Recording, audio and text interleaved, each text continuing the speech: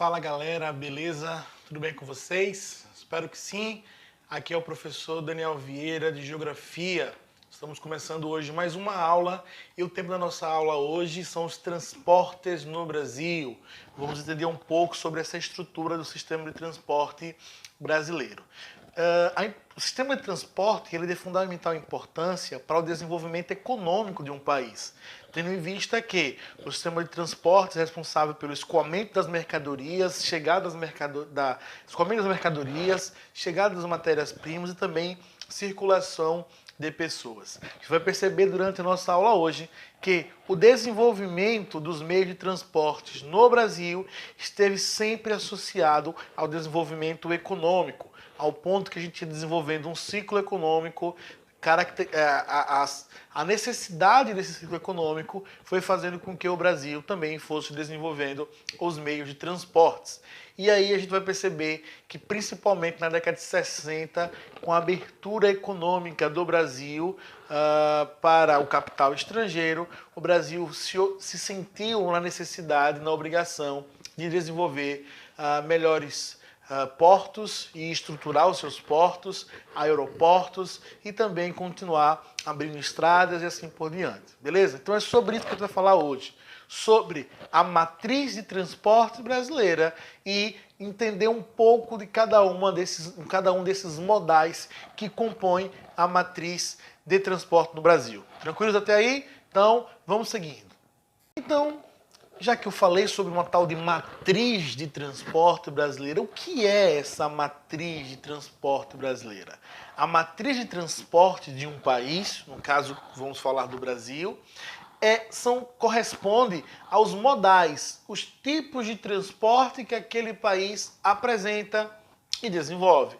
Que modais seriam esses, professor? Que história de modais é esse? Vejam só, o modal rodoviário, ferroviário, hidroviário, marítimo, aéreo, dutoviário, tudo isso são modais, são tipos, formas de transporte.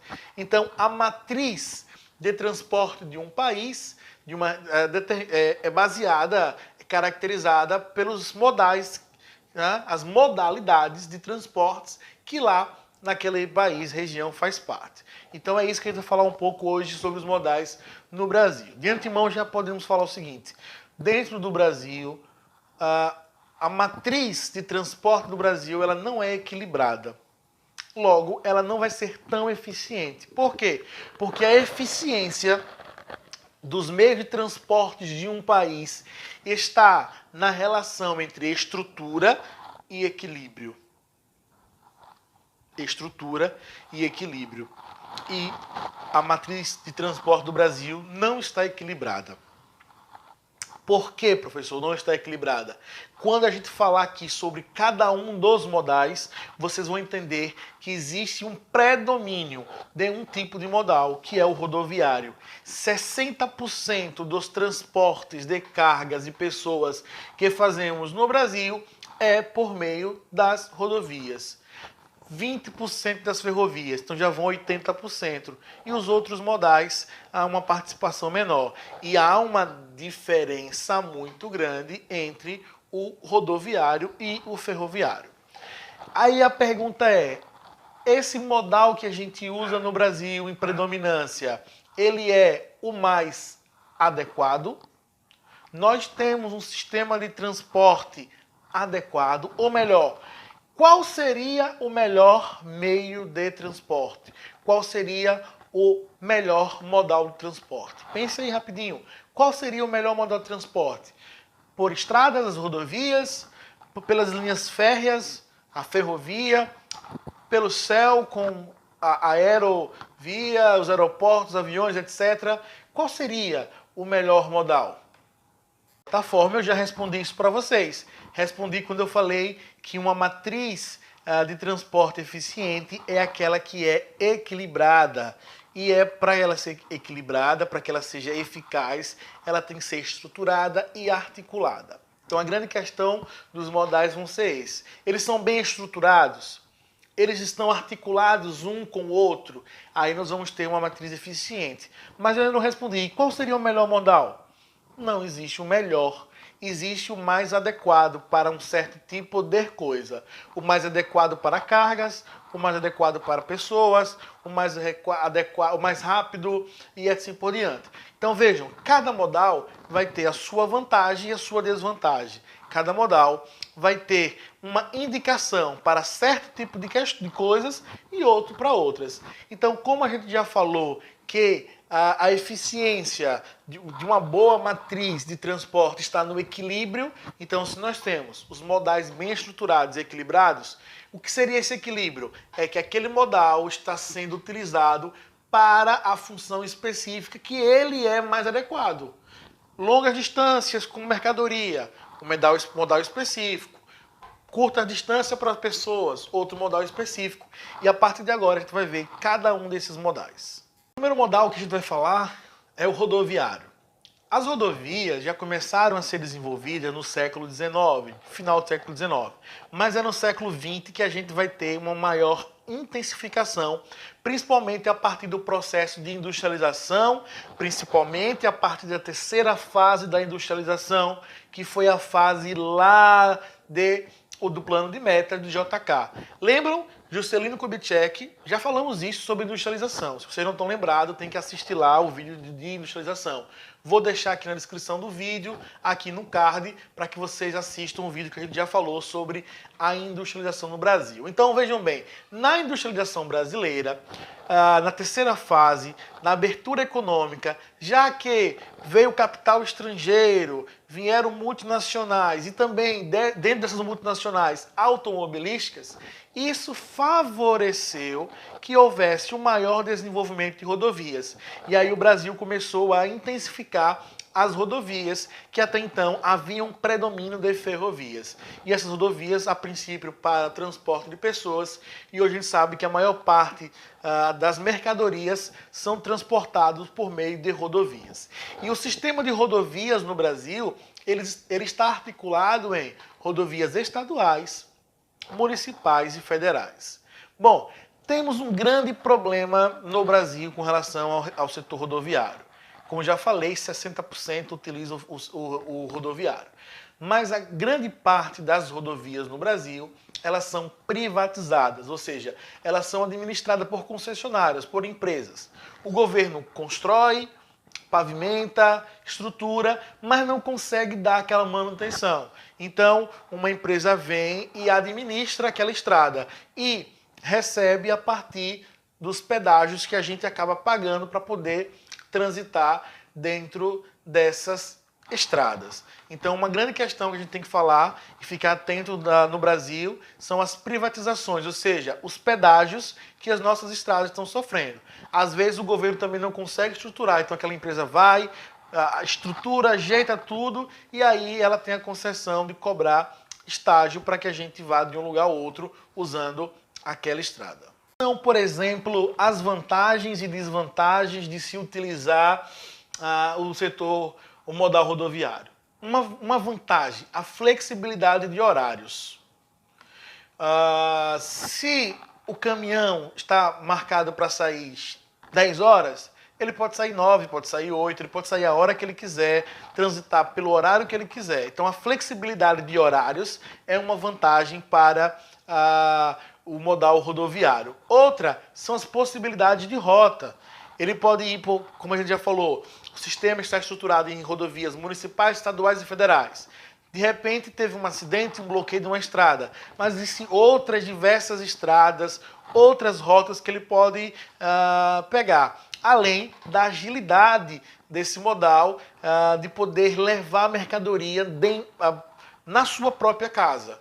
Então, chega por outros modais de transportes e aí a gente utiliza, por exemplo, o rodoviário. Então, o rodoviário ele é excelente para o transporte de pessoas dentro de distâncias curtas e também transporte de mercadorias em distâncias curtas. E quais são as desvantagens? É a baixa quantidade de mercadorias que ele pode carregar. Tá? Então, claro, os caminhões são mais limitados do que outros modais de transportes. A poluição, tendo em vista que a fonte de energia utilizada nesses veículos do modal rodoviário são veículos combustíveis fósseis, petróleo e etc. Então isso também, evidentemente, que vai gerar poluição. E o custo dos pedágios. Lembram? Um problema das estradas é a privatização dos pedágios, então há um alto custo do pedágio. Então esses seriam as desvantagens de se utilizar, por exemplo, o modal rodoviário. Mas vejam, existem as vantagens e as desvantagens. Ele é adequado para algumas questões, outras nem tanto. Outro modal é o ferroviário. Esse desenvolvido desde meados do século XIX, lá em 1854, onde teve a primeira construção da linha férrea, onde um dos principais incentivadores foi Barão de Mauá. Entre 1854 e 1920 foi o período em que o Brasil investiu bastante nas ferrovias. A partir de 1920 começou também a investir em outros modais, como foi o caso das rodovias. Então o principal processo de investimento dentro do setor ferroviário foi entre 1850 e 1920.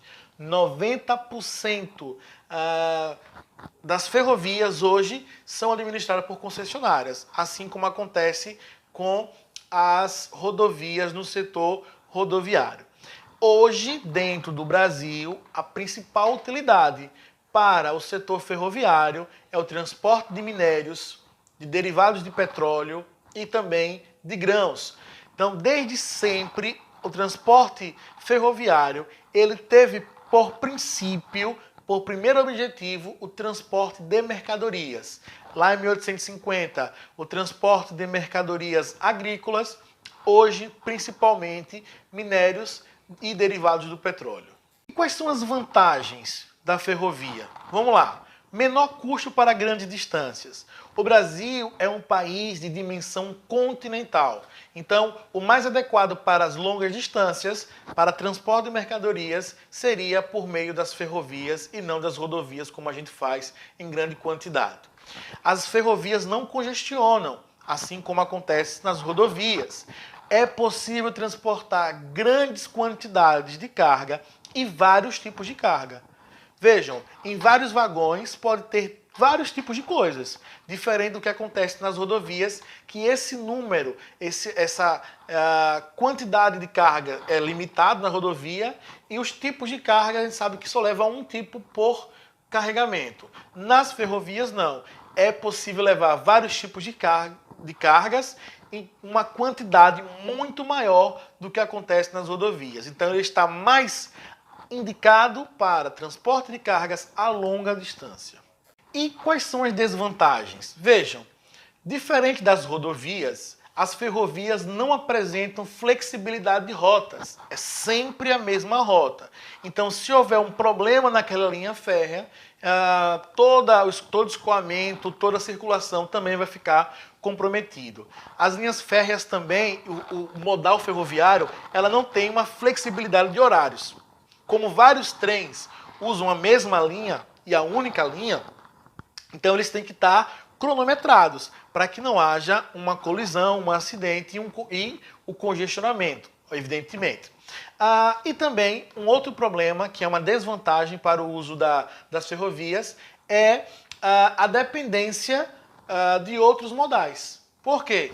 Se eu compro qualquer produto e ele chega, por exemplo, de trem em uma estação, ele não chega até minha casa, o trem não consegue trazer na minha porta.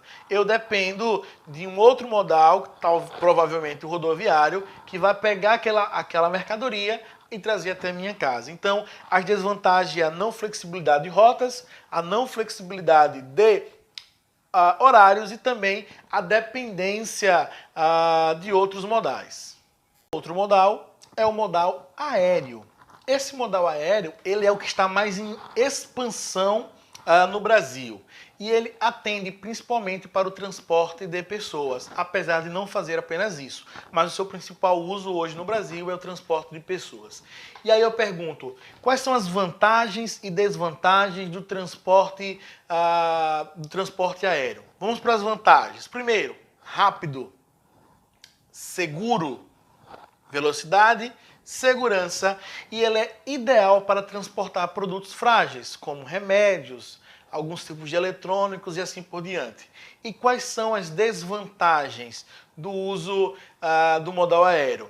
O elevado custo de operação, principalmente o elevado custo de operação e também a dependência de outros modais. Então, a manutenção é muito caro, a operação em si do transporte aéreo é muito caro e também a dependência de outros modais.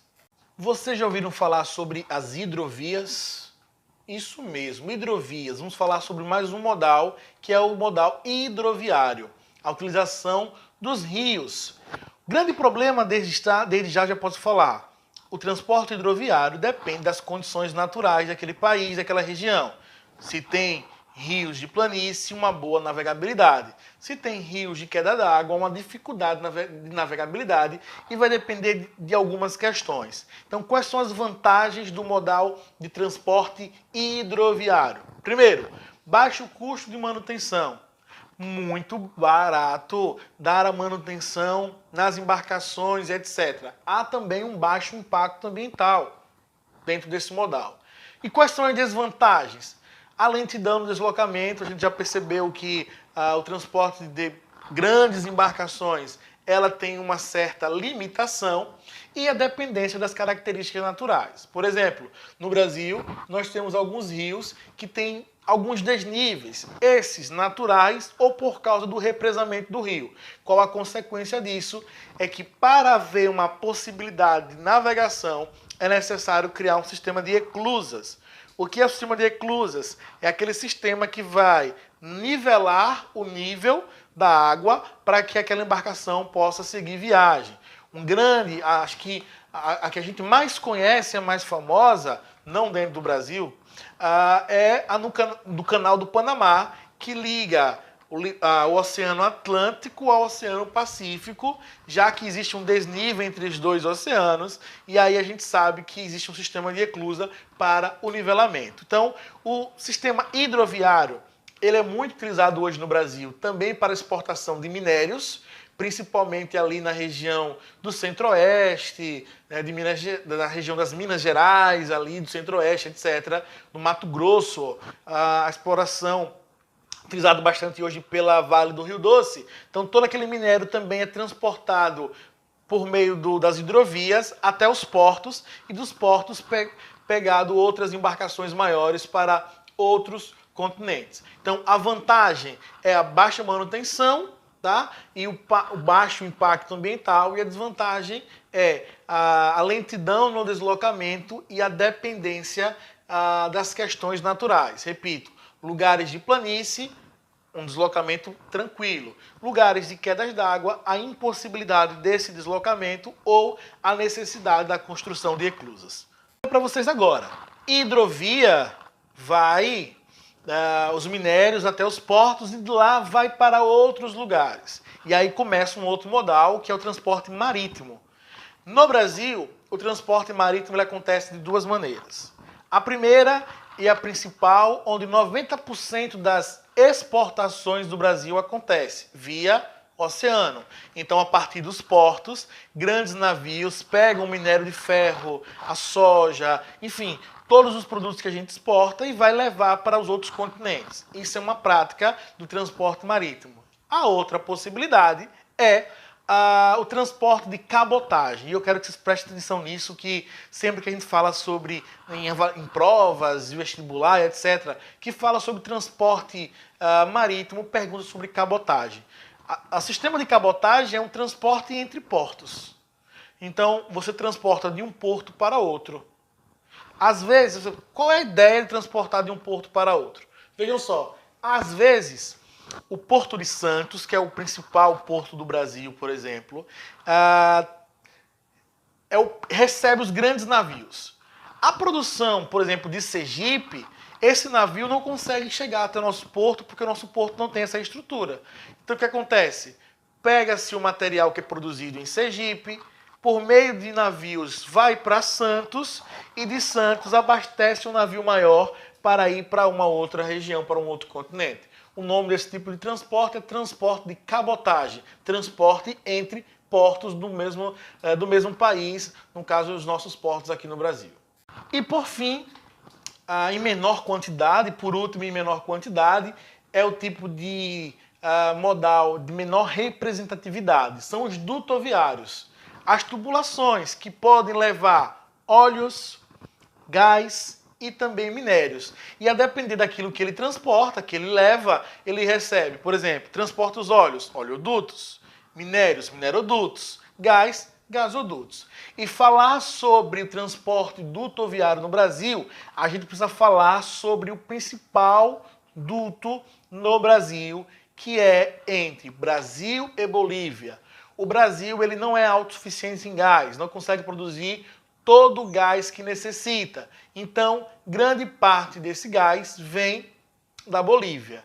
Esse duto viário, no caso aí um gasoduto, que vem da Bolívia para o Brasil, ele mede cerca de 3.150 quilômetros de extensão, onde a maior parte fica dentro do território brasileiro. Então vem da Bolívia para o Brasil, nosso vizinho aqui próximo, grande produtor de gás.